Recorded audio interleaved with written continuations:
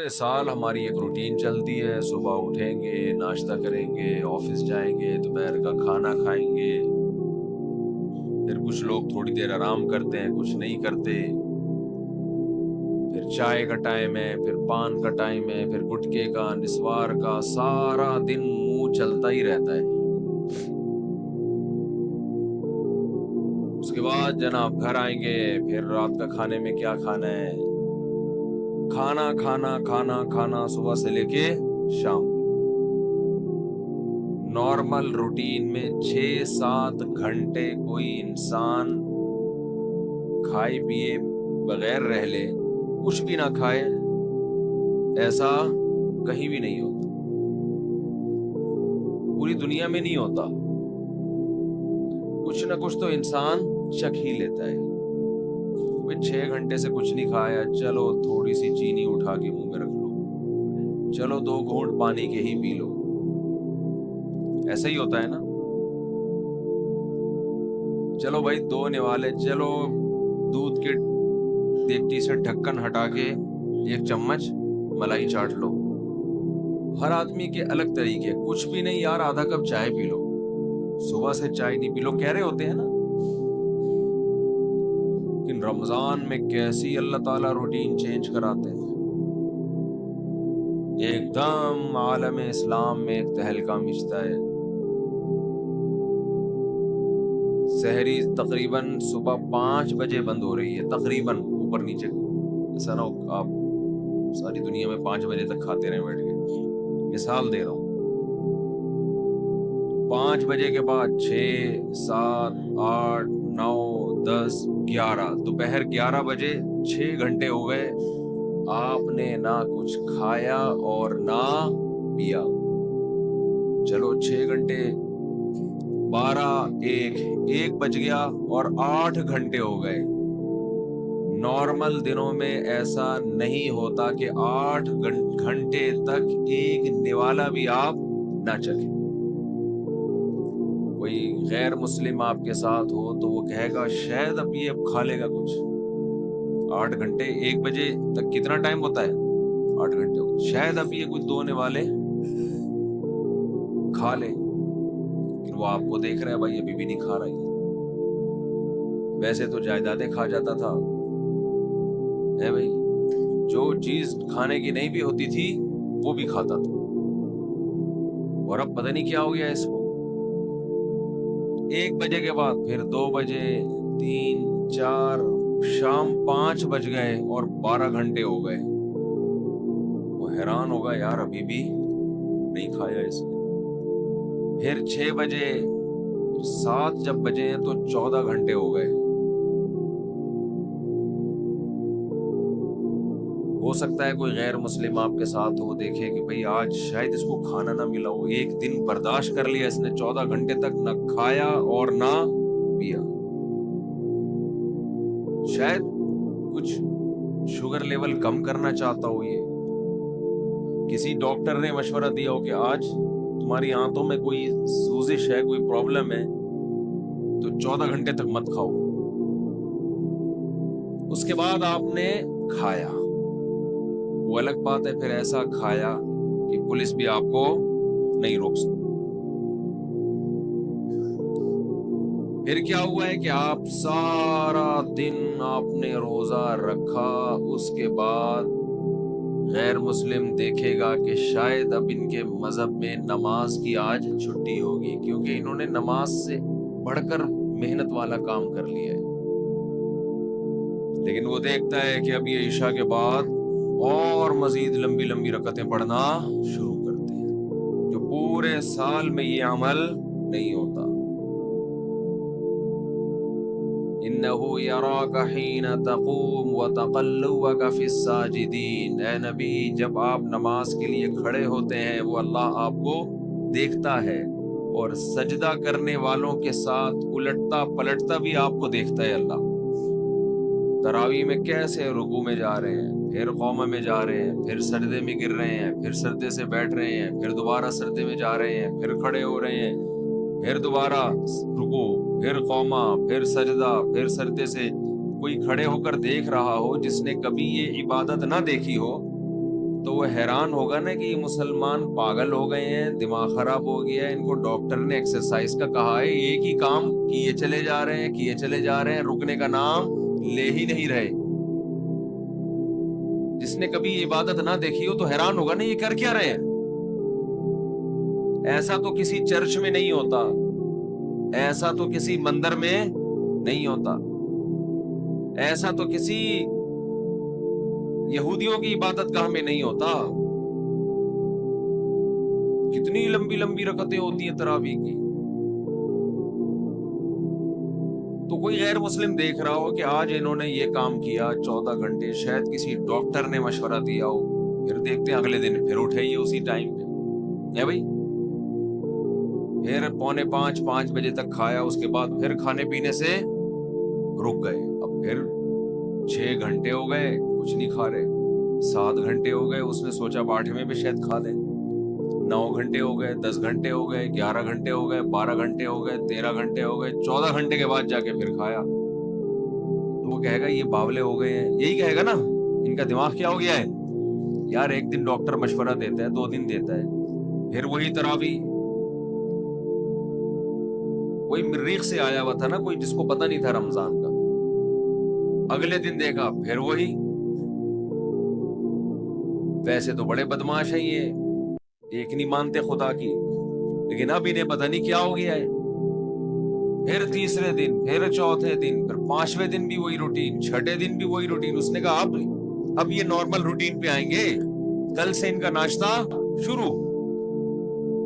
تو 2 دن نہیں، 3 دن نہیں، 4 دن نہیں، 5 دن، 6 دن، 7ویں دن بھی ویسے ہی، 8ویں دن بھی ویسے ہی، 9ویں دن بھی، 10، 11، 12، 13، 14، 15، 16، بالآخر جا کے 29 یا 30 دن تک یہی کرتے رہتے ہیں۔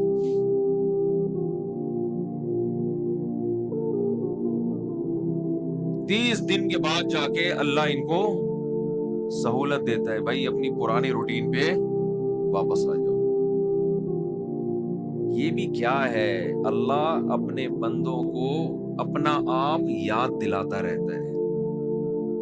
کوئی ہم سے پوچھے گا تمہیں کیا ہو گیا، اچھے بھلے تم صبح سو کے اٹھتے تھے، ناشتہ کرتے تھے، کوئی صبح صبح نسوار لگا رہا ہے، کوئی صبح صبح پان کی طرف جا رہا ہے، کوئی گٹکے کی طرف جا رہا ہے، کوئی چائے پی رہا ہے، یہ کیا ہو گیا تمہیں؟ تو ہم جواب میں کیا کہتے ہیں، بھائی یہ کیوں کر رہے ہیں ہم، کس کا حکم ہے؟ اللہ کا حکم۔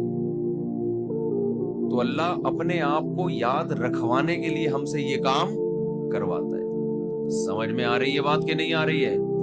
اللہ چاہتا ہے کہ میں یاد رہوں تمہیں۔ آپ کہہ سکتے ہیں کہ بھئی ہم نماز پڑھتے تھے پورے سال تو اللہ کو یاد رکھتے تھے نا، فجر بھی پڑھ رہے ہیں، ظہر بھی پڑھ رہے ہیں، عصر بھی، تو بس کافی ہے نا۔ کافی اس لیے نہیں ہے کہ یہ چیز نمازی کے لیے ایک روٹین کی چیز بن جاتی ہے، عادت پڑ جاتی ہے، وہ بھول جاتا ہے۔ وہ سمجھتا ہے کہ جیسے بچے اسکول جاتے ہیں نا، بچوں کو تھوڑی پتا ہوتا ہے میں نے اسکول اس لیے جا رہا ہوں کہ میں سائنسدان بنوں گا، میں ڈاکٹر بنوں گا، میں انجینئر بنوں گا، میں پائلٹ بنوں گا۔ بچے اس کے لیے جا رہے ہوتے ہیں، ایک روٹین، ایک عادت پڑ چکی ہے۔ وہ کہتے ہیں زندگی میں ہم پیدا ہی اس لیے ہوئے ہیں کہ رات کو ہم نے جلدی سونا ہے، صبح اٹھنا ہے، ہماری امی نے ہمیں ناشتہ کرا کے دھکا دے کے وین میں بٹھا دینا ہے، پھر وین جائے گی، وہاں ہم اتریں گے، ٹیچر ہمیں پڑھائیں گے، پھر چھٹی ہوگی، پھر وہاں سے گھر آئیں گے، بس۔ تو وہ روٹین کی چیز بن جاتی ہے۔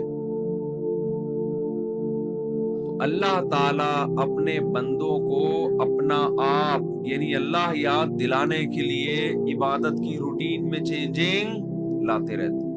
اور دیکھیں کیا کرتے ہیں اللہ تعالیٰ، نماز قضا کرنا اسلام میں سب سے بڑا جرم، اس سے بڑا جرم اسلام میں نہیں ہے۔ حج میں اللہ نے کہہ دیا کہ جب میدان عرفات میں وقوف عرفہ کرو تو مغرب پڑھنے کی اجازت نہیں ہے، قضا کرو مغرب۔ کوئی غیر مسلم کسی نمازی کے ساتھ رہا ہو اور اس نے دیکھا ہو کہ یار یہ کبھی نہیں دیکھا اس کو میں نے زندگی میں نماز چھوڑ دے۔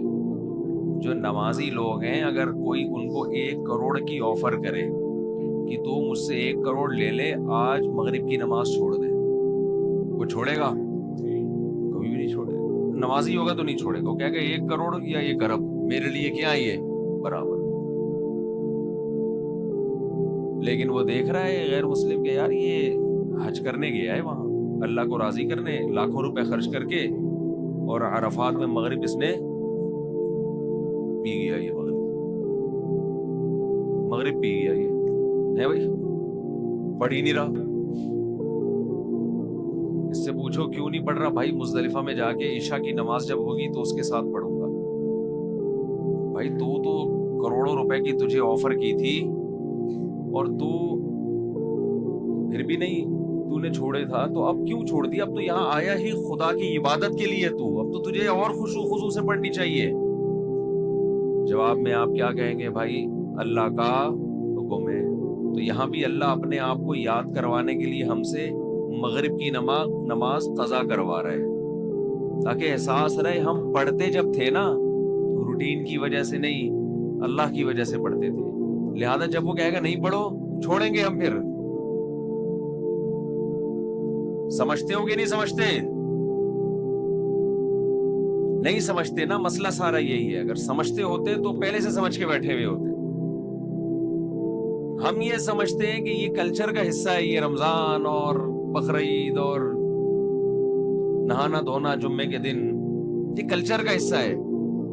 ये कल्चर नहीं है भाई, ये अल्लाह चाहता है कि मेरे बंदे मुझे याद रखें। सबकी बेस और रूह ये है कि अल्लाह को बंदों से इतना ताल्लुक है कि अल्लाह चाहते हैं मेरे बंदे दुनिया में जाने के बाद मुझे भूले नहीं।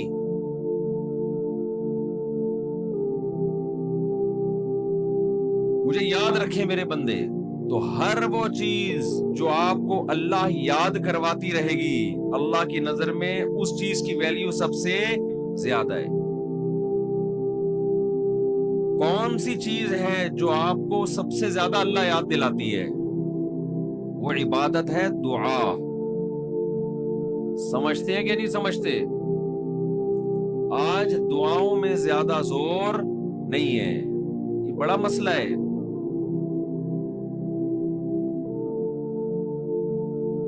भाई कुछ ना कुछ वक्त निकाल के हाथ उठा के अल्लाह के सामने गिड़गिड़ाया करें। आज हम लोगों ने दुआएं मांगना छोड़ दिए।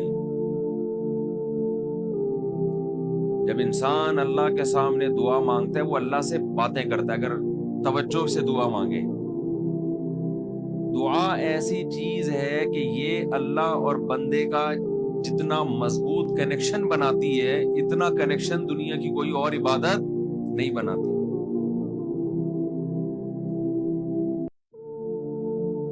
हमें शैतान बरगलाता है कि इससे मिल क्या रहा है तुम्हें, नजर तो कुछ भी नहीं आता, मिलता तो कुछ भी नहीं है। ये शैतान का बहुत बड़ा धोखा है, वो बंदे और अल्लाह के ताल्लुक को मजबूत नहीं होने देता। हजरत उमर रजी अल्लाह ताला अन्हु फरमाया करते थे कि मुझे इसकी ज्यादा फिक्र नहीं होती कि मेरी दुआएं कबूल हो रही हैं कि नहीं हो रही, मुझे ज्यादा फिक्र इसकी होती है कि दुआएं मांगने की तौफीक मिल रही है कि नहीं मिल रही। दुआएं मांगने की तौफीक मिल रही है तो इसका मतलब कबूल हो रही है। फोकस तो इसको करो कि दुआ मांग रहे हैं कि नहीं मांग रहे। ये कैसे हो सकता है कि उस अहकमुल हाकिमीन के सामने हाथ उठाते हो और वो खाली हाथ वापस करता हो। तो आज दुआओं में जान खत्म हो गई, दुआएं मांगना छोड़ दी। ये जो मैंने कुरान की आयत पढ़ी है, रमजान और दुआ का आपस में बहुत गहरा ताल्लुक है, बहुत गहरा। जब इंसान अल्लाह के लिए कोई इबादत करता है, कोई कुर्बानी देता है, अल्लाह का नाम कुरान में है शकूर, कदरदान। शकूर किसे कहते हैं? कदरदान। आप थोड़ा करो, वो उसकी कदर बहुत ज्यादा करे। कुछ लोग नाकदरे होते हैं ना, आप कुछ भी कर लें उनके लिए